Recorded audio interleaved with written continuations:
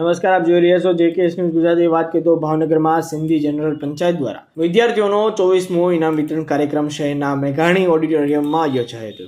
સિંધી સમાજના વિદ્યાર્થીઓને ભણવા માટે પ્રોત્સાહન આપવા માટે સિંધી જનરલ પંચાયત દ્વારા છેલ્લા 24 વર્ષથી ઇનામ વિતરણ કાર્યક્રમ યોજવામાં આવ્યો હતો, જેમાં ધોરણ 1 થી 8 સુધીમાં 613 વિદ્યાર્થીઓને ઇનામ આપીને પ્રોત્સાહિત કરવામાં આવ્યા હતા।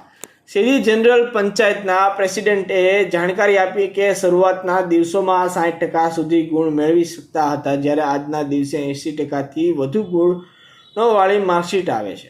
જેકેએસ ન્યૂઝ સાથે હિરેન ભાયાણી, ભાવનગર। Kanubhai Sagnani, Sindhi general panchayat president.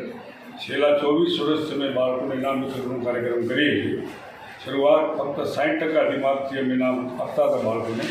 આસ્તે આસ્તે વધારતા હવે 80% આવી ગયા, છતાં પણ 613 બાળકો છે, જે અમારા માટે ખૂબ જ ગૌરવની વાત છે।